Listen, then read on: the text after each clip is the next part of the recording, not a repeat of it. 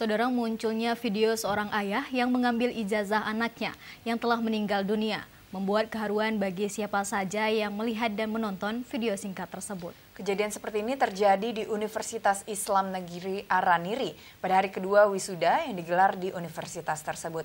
Siapa sebenarnya bapak yang mengambil ijazah putrinya yang telah tiada dan bagaimana kejadian tersebut?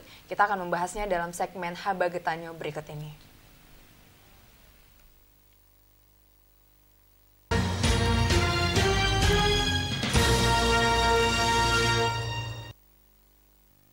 Bersama kami telah hadir seorang ayah yang merupakan sosok yang 2 hari terakhir banyak diperbincangkan oleh masyarakat, yakni Bapak Bukhari. Assalamualaikum Bapak. Waalaikumsalam warahmatullahi wabarakatuh. Bapak, bagaimana kabarnya Pak? Sehat? Sehat-sehat, mudah-mudahan. Sehat, alhamdulillah Pak ya. Pak, mungkin bisa diceritakan sedikit bagaimana sosok almarhum anak Bapak dan bagaimana sosok seorang Rina ini selama masa perkuliahannya Pak? Ya begini, dia tergolong anak yang patuh terhadap orang tuanya. Di saat dia kuliah, dia punya cita-cita untuk menjadi seorang dosen. Ya. Di saat mau Mau wisuda Pak? bukan wisuda, apa namanya itu? Sidang. Ikut sidang dia mendapat sakit demam, namanya demam apa? Bukan DBD, tipes katanya. Pernah dibawa oleh kawannya ke rumah sakit Zainal Abidin. Dari rumah sakit Zainal Abidin orang itu menelepon saya, kawan-kawannya menelepon saya suruh datang ke rumah sakit. Sampainya saya di rumah sakit Zainal Abidin, ternyata jam 4-nya disuruh bawa pulang karena demam biasa katanya. Habis itu besoknya dia langsung ke kuliah lagi untuk membuat skripsinya dipersiapnya skripsi. Kemudian hari Selasa kalau nggak salah, kalau bukan hari Selasa, hari Rabu dia mau ikut sidang. Di saat mau ikut sidang itu, dia sempat minta tunda 3 kali sama dosen pembimbingnya kan. Habis itu dia suruh telepon kepada saya, dosen pembina itu, dosen ketua, Pak, Rina jadi ikut besok. Alhamdulillah, ini yang terkait sekali, dia bilang. Mudah-mudahan kalau sempat dia ikut. Kalau tidak sempat dia ikut, nanti dia semester genap harus ikut balik. Kan sudah kita kepepet uang kuliahnya lagi. Ya, terpaksa jadilah ikut pada hari Selasanya. Pada hari kedua 2 hari sesudah itu, sesudah sidang, dia langsung sakit lagi. Jatuh sakit lagi, demam. Saya bawalah dia ke rumah sakit Puskesmas Belam Bintang. Rawat di sana selama 4 hari 4 malam. Habis itu malamnya sudah bisa pulang, sudah dingin, katanya sudah sembuh kata dokter itu. Bawalah kami ke rumah. Sampai di rumah entah kayak mana dia itu tidak bisa tidur. Kemudian semalam suntuk nggak bisa tidur. Saya bilang sama dia, tidur nak. Kalau sayang sama ayah tidur. Dia bolak-balik macam orang gelisah itu. Nah, kan. Habis itu paginya bawalah ke tempat nenek. Mungkin ada masalah apa. Kita bawa ke tempat nenek ini di dalam Penerut ini, di Desa Bayu itu kan. Setengah hari cuma di situ sampai jam 1 lah. Habis itu saya balik dari Belam Bintang ke rumah nenek, langsung saya bawa ke Meraksa. Sampai ke Meraksa dia sempat nggak ada lagi nih. Darahnya udah hampir habis. Urat-uratnya itu nggak sempat dicari lagi. Kasih minum, baru tuh timbul lagi.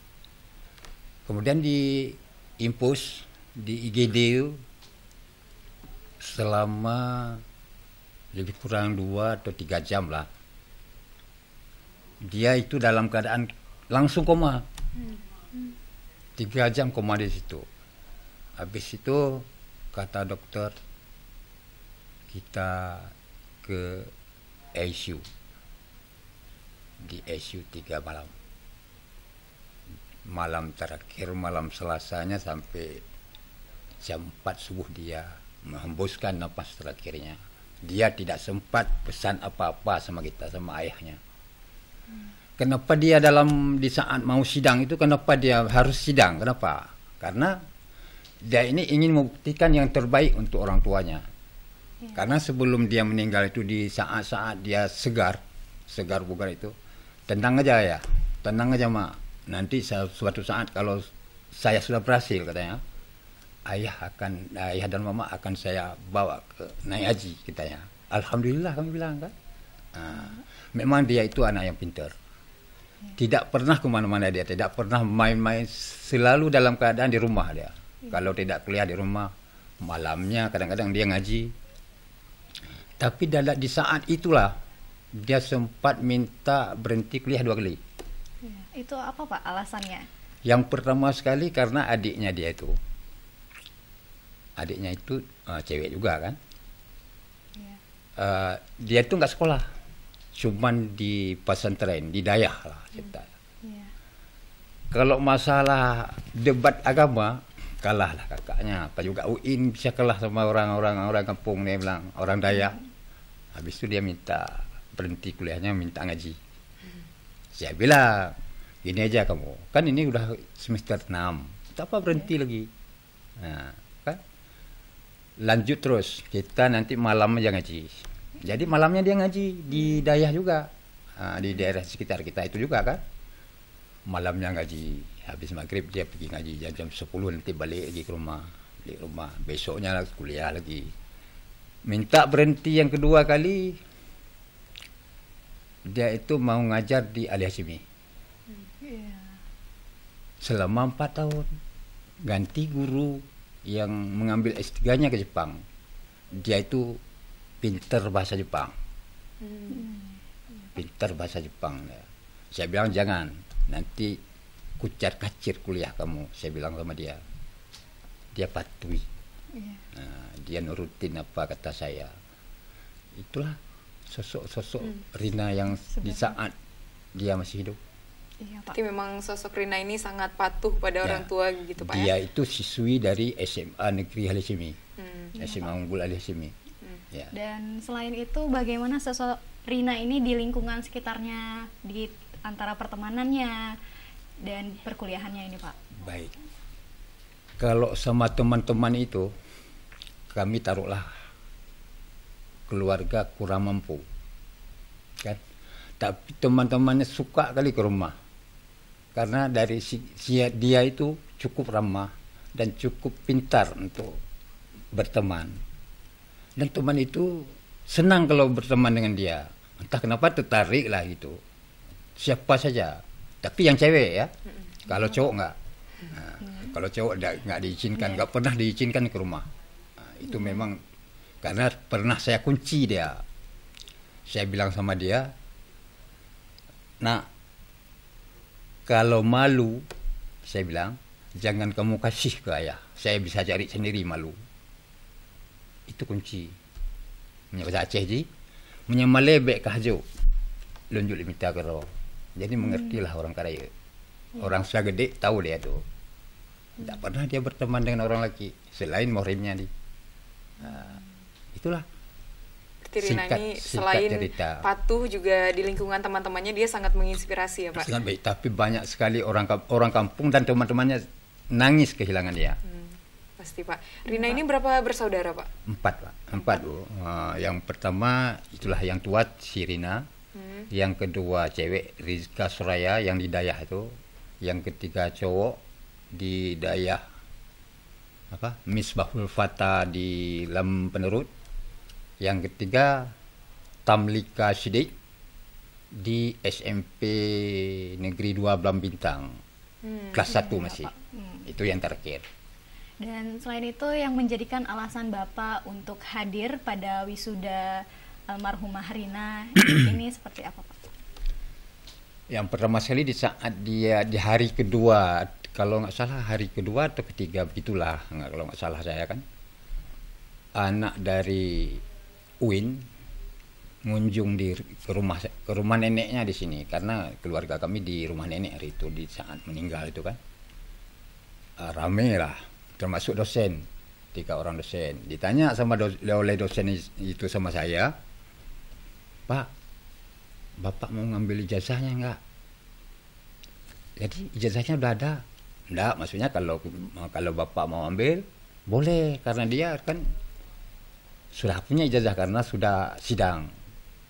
Cuman yudisiumnya sama wisudanya yang belum. Boleh juga. Baiknya gimana, saya tanya sama dosen itu. Ambil aja Pak. Nanti saya kabarin Bapak lagi.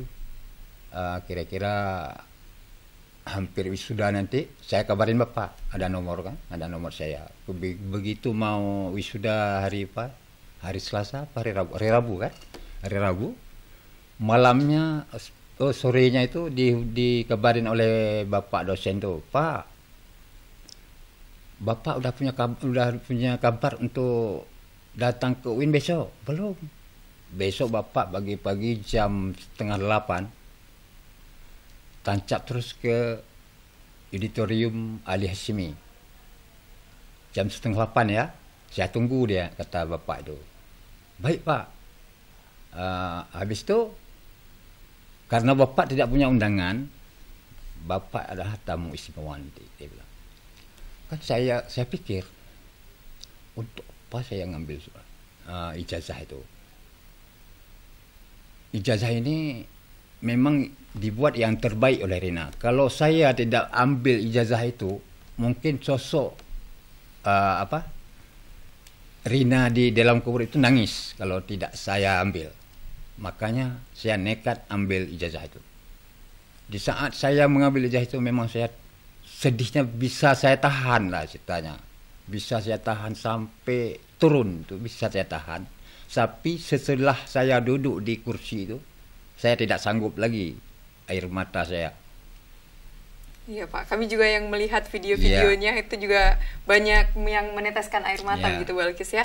Dan kami juga mendengar katanya rektor UIN itu menghadiri rumah Bapak dan memberikan kesempatan untuk adik Rina untuk berkuliah di UIN juga begitu Pak?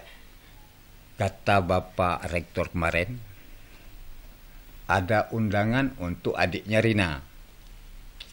Tapi adiknya Rina ini kan yang cewek itu nggak mau sekolah lagi dia.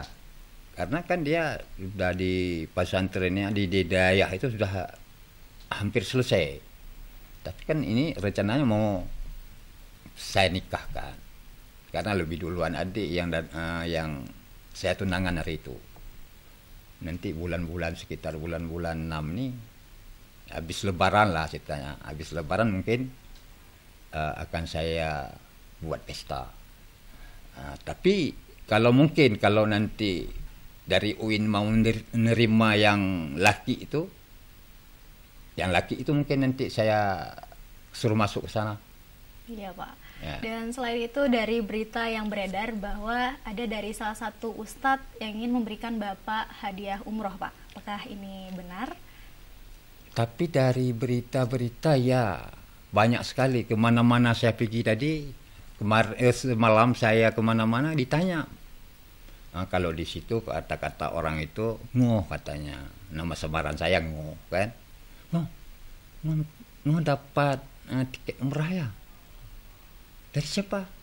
Dari ustaz apa namanya yang di Jakarta. Nggak tahu saya. Karena sampai sekarang ustaz itu belum menghubungi saya. Oh, belum menginformasikan. Belum menginformasikan. Apakah belum mendapat nomor saya ataupun gimana? Apakah memang berita itu? Tapi ustaz itu mengucapkan apa? Insya Allah kan. Kata-kata insya Allah itu mungkin bisa nggak jadi nanti. Tapi insya Allah semoga benar-benar memang. Alhamdulillah. Ya, Pak. Ini kemungkinan ada satu lagi nanti. Mana tahu dari TVRI. Iya. Iya Pak. Semoga ada juga dari TVRI. Mungkin pemirsa yang menonton di rumah ini Pak. Karena ibu, kalau saya satu aja tiket mungkin dia tidak senang hati, tidak mengizinkan kadang-kadang. Tapi usahakan nanti kita usahakan ada satu lagi yang bermurah hati kan.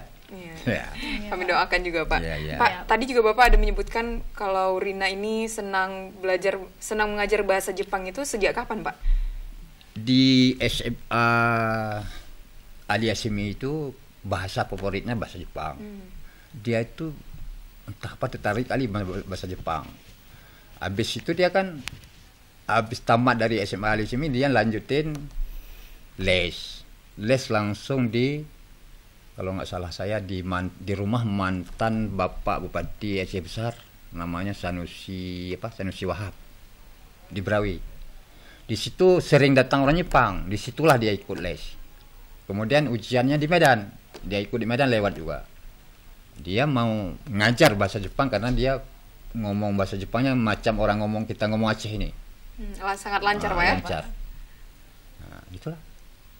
Iya Pak, semoga mungkin Habagat Tanyo kali ini sudah berakhir dan semoga ini memotivasikan para orang tua untuk dapat memberikan pendidikan yang terbaik buat anak-anaknya. Dan saudara, berikut kita beralih ke berita selengkapnya.